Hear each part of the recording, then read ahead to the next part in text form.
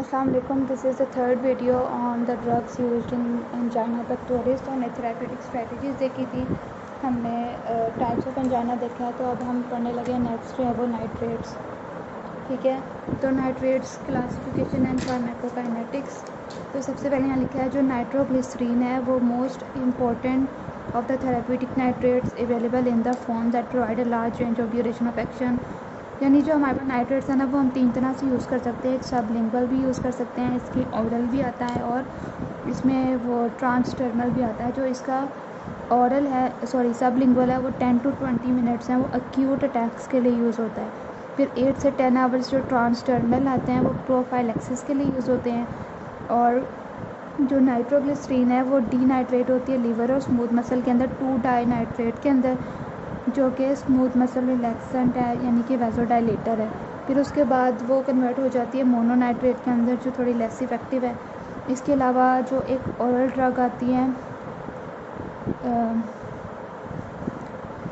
Isosorbide dinitrate, ये भी use होती है। सबलिंगुअल भी आती है, ओरल फॉर्म भी आती है। इस पूरे पैराग्राफ में जो इम्पोर्टेंट चीज़ है याद रखने की वो ये है कि जो नाइट्रोग्लिसरीन है इसका जो फर्स्ट पास मेटाबॉलिज्म है वो है 90%। यानी अगर हम इसको ओरल रूट से देते हैं तो 90% जो है ये फर्स्ट पास इफ़ेक्ट हो जाता है, और सिर्फ 10% जो है वो ब्लड में जाती है। तो इसमें MCQs आता है कि कौन सी ड्रग है जिसका फर्स्ट पास मेटाबॉलिज्म बहुत ज़्यादा है। तो उसमें कई ज़्यादा ड्रग्स लिखे होंगे, लेकिन नाइट्रोग्लिसरीन भी ज़रूर लिखी होगी, तो इसमें आपने ये याद रखना है। और इसमें नाइट्रोग्लिसरीन जो है वो तीनों फॉर्म्स में यूज़ होती है, ये याद रखना है। नेक्स्ट हमारे पास आ जाता है मैकेनिज़्म ऑफ एक्शन। तो हम इस डायग्राम से देख लेते हैं। ये देखें, ये जो हमारे पास नाइट्रेट्स हैं और नाइट्राइट्स हैं,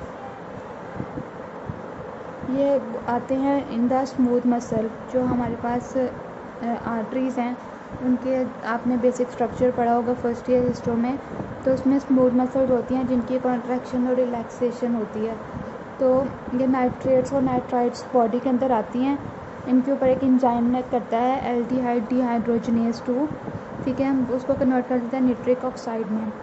निट्रिक ऑक्साइड जो है वो ग्वानाइल साइक्लेज को एक्टिव करती है, और ग्वानाइल साइक्लेज GTP को कन्वर्ट करता है साइक्लिक GMP में। ये हमने सारा सिग्नल ट्रांसडक्शन में पढ़ा हुआ है। जो साइक्लिक GMP है ये मायोसिन लाइट चेन काइनेज जो फॉस्फोराइलेटेड फॉर्म में होता है उसको डीफॉस्फोराइलेट कर देता है, क्योंकि जब फॉस्फोराइलेटेड फॉर्म में वही एक्टिन के साथ कंबाइन करती है और कंट्रैक्शन करती है।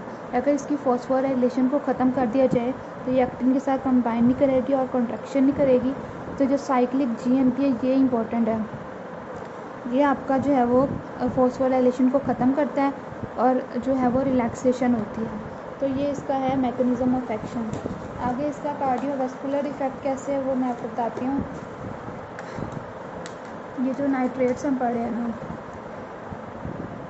ये वैसोडाइलेशन करवाता है। तो जब ये वेन्स में करवाएगा डायलेशन, तो क्या होगा कि जो हार्ट है उसके अंदर जो ब्लड है वेन से हार्ट में जाना होता है ना, ब्लड जब ये डायलेट हो जाती हैं, पहले इतनी थी अगर तो इस तरह हो जाती हैं, तो इनके अंदर ब्लड जो है वो हार्ट की तरफ जो जाता है वो कम हो जाता है। तो हार्ट के ऊपर जो अंदर जो ब्लड आ रहा है वो कम हो गया, तो इससे क्या हो गया, प्री लोड कम हो गया। ठीक है, फिर उसके बाद जब हार्ट के अंदर ब्लड कम आया है तो उसने कम ही पंप आउट करना है। जितना उसने पंप आउट करना होता है उसके ऊपर जो फोर्स लगती है वो होती है आफ्टर लोड। तो आफ्टर लोड भी कम हो गया। ठीक है, फिर जब हार्ट के अंदर ब्लड ही कम आया है तो हार्ट का साइज़ क्या होगा, कम हो जाएगा।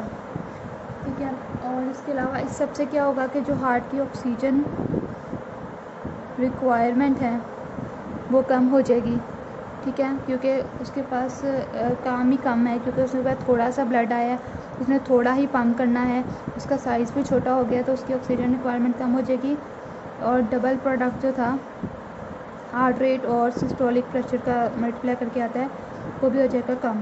तो इस तरह से जो नाइट्रेट्स हैं वो काम करते हैं। इसके अलावा दूसरा काम क्या है कि ये जो क्रोनरी आर्टरीज़ हैं उनकी भी वैसोडाइलेशन करवाते हैं। जब उनकी भी वैसोडाइलेशन होगी तो ऑक्सीजन की जो सप्लाई है वो भी ज़्यादा हो जाएगी, डिमांड भी कम होगी और सप्लाई भी कम हो गई, सप्लाई ज़्यादा हो गई। तो उसके बाद अदर ऑर्गन इफेक्ट्स लिखा है कि ये स्मूथ मसल और ब्रोंकियल और बाकी जो भी स्मूथ मसल्स होती हैं उनको भी रिलैक्स करते हैं, लेकिन इतने इंपॉर्टेंट नहीं है। अब इसका जो क्लिनिकल यूजेस हैं उसमें ये देखें, उसमें लिखा हुआ है कि एक्यूट एंजाइना पेन में यूज़ होता है। सबलिंगुअल टैबलेट है, ड्यूरेशन जो है वो 10 से 20 मिनट्स हैं। ये आप अपनी बुक से देख लें, मेरे कैमरे में अगर नहीं आ रहा तो। सबलिंगुअल आइसोसोर्बाइड डाइनाइट्रेट देते हैं जो 30 मिनट्स है। और इसमें जो इंपॉर्टेंट बात क्लिनिकल यूज़ में लिखी हुई है वो है टॉलरेंस डेवलप होने की। हमने जनरल फार्मा में पढ़ा है कि जो टॉलरेंस है वो डेवलप हो जाती है अगर हम एक ही ड्रग को जो है वो बार बार दें।